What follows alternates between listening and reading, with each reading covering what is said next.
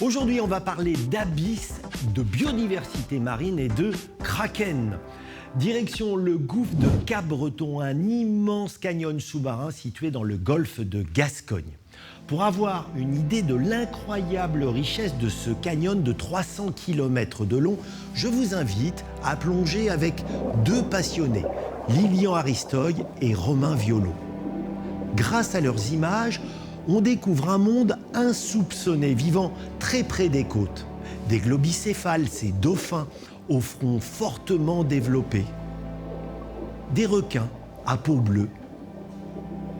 Ou encore des espèces subtropicales, comme ces dorades coryphènes dont on ne soupçonnait pas la présence sur nos côtes. Encore plus surprenant, les cétacés comme ce grand cachalot. Partant du principe qu'on ne protège bien que ce que l'on connaît bien, Lilian et Romain ont créé Biscaya Exploration, une initiative pionnière dédiée à l'étude scientifique du gouffre de Cap-Breton. Ce canyon, relié au littoral, descend jusqu'à 3500 mètres de profondeur, des abysses fréquentés par les cétacés. Ils y plongent notamment pour y chasser leur mets favori, le calmar géant, aussi appelé kraken, qui peut atteindre 18 mètres de long. Rares sont les spécimens observés échoués ou pêchés sans le vouloir, comme ici au large du Japon.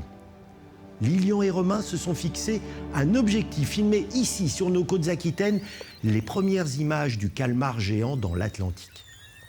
Le gouffre est loin d'avoir livré tous ses secrets, mais il offre parfois des moments magiques, comme cet incroyable rassemblement d'une baleine à bosse entourée d'une centaine de globicéphales qui vocalisent.